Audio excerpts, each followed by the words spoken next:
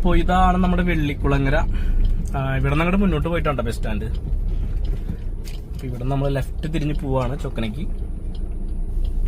അപ്പൊ ഇങ്ങനെ ഇവിടെ നിന്ന് കറങ്ങി തിരിഞ്ഞ് പോകുമ്പോൾ കുറച്ച് ഭാഗങ്ങളൊക്കെ നമുക്ക് കാണിക്കാൻ പറ്റുമെന്ന് വിചാരിക്കണം. എന്തായാലും ഇവിടെ ചേട്ടന്മാരുണ്ട്, ചേട്ടന്മാരോട് ചോദിച്ചേക്കാം. ചേട്ടാ, ഇവിടുന്ന് പോയി കഴിഞ്ഞാലേ ചൊക്കന നമ്മുടെ ഭാഗങ്ങളൊക്കെ കാണാൻ പറ്റില്ലേ? വണ്ടി പോകുന്ന വഴിയല്ലേ?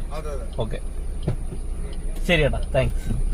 അപ്പൊ നമ്മൾക്ക് ഇനി ഇവിടുന്ന് പോയി കുറച്ച് നല്ല ഭാഗങ്ങളൊക്കെ ഇങ്ങനെ കാണാം. എന്തായാലും നല്ല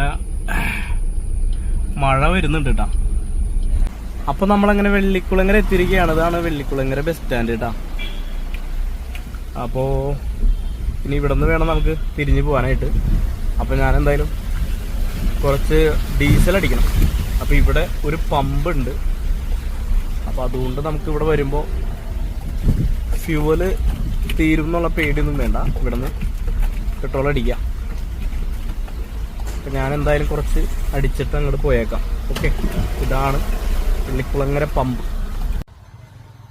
അപ്പൊ ഞാനിപ്പോ വെള്ളിക്കുളങ്ങരയിലാണ്. ഞാൻ എന്തായാലും ഇവിടെ വന്നപ്പോൾ ലേറ്റ് ആയി. അപ്പൊ എന്തായാലും ഇനി ബാക്കിയുള്ള വീഡിയോസും കാര്യങ്ങളൊക്കെ എടുക്കാനായിട്ട് കുറച്ച് കഴിഞ്ഞിട്ട് ഇറങ്ങുള്ളൂ. അപ്പോൾ ഒരു ചായ കുടിക്കാന്ന് വിചാരിച്ചു. അപ്പോൾ ഒരു സാൻഡ്വിച്ച് വാങ്ങിച്ചിട്ടുണ്ട്. വെജിറ്റബിൾ സാൻഡ്വിച്ചാണ്.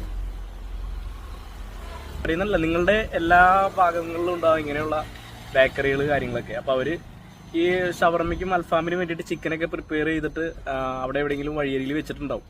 വേറെ ഒന്നും കൊണ്ടല്ല, അതിലെ ആ വെള്ളം ഇങ്ങനെ ഇറങ്ങി പോകാൻ വേണ്ടിയിട്ടാണ് അവരങ്ങനെ തുറന്നു വെക്കുന്നത്. പക്ഷെ അതിന് അതിൻ്റെതായ സംവിധാനങ്ങളുണ്ട്. ആ രീതിയിൽ കൂടെ അത് പരിഹരിക്കുകയാണ് വേണ്ടത്. അതല്ലാതെ ഈ കണ്ട ഈച്ച മുഴുവൻ ഈ മഴ പെയ്ത് റോഡിൽ അവിടെ ഇവിടെയൊക്കെ നടക്കുന്ന ഈച്ച നേരെ വന്നിരിക്കുന്നത് അതുമ്മയാണ്. അതുമ്മ വീണ്ടും മസാല വരട്ടിയിട്ട് ചുടും.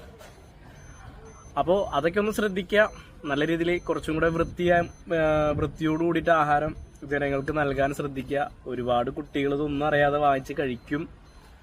അപ്പോൾ എല്ലാവരും അത് ശ്രദ്ധിക്കുന്നു. അപ്പം ഞാൻ അവരെ പറഞ്ഞു മനസ്സിലാക്കി. ഞാൻ പറയുന്നല്ല, നിങ്ങളുടെ എല്ലാ ഭാഗങ്ങളിലും ഉണ്ടാവും ഇങ്ങനെയുള്ള ബേക്കറികൾ കാര്യങ്ങൾ. മഴ ഇങ്ങനെ ചാരി തുടങ്ങി കേട്ടോ. അപ്പം ഞാൻ ഈ ചായ കുടിച്ച് കഴിഞ്ഞിട്ട് ഇറങ്ങുകയാണ്. ഇനി കൂടുതൽ കാഴ്ചകൾ കാണാം. അപ്പോൾ ഇവിടങ്ങളിലൊക്കെ ആന ഇറങ്ങുന്ന ഭാഗങ്ങളാണ് കേട്ടോ.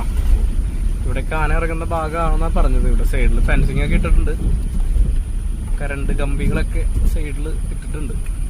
ഇത് നല്ല ഒരു തേക്കും കാടിൻ്റെ ഉള്ളിൽ കൂടെ നമ്മൾ പോയിക്കൊണ്ടിരിക്കുന്നത്.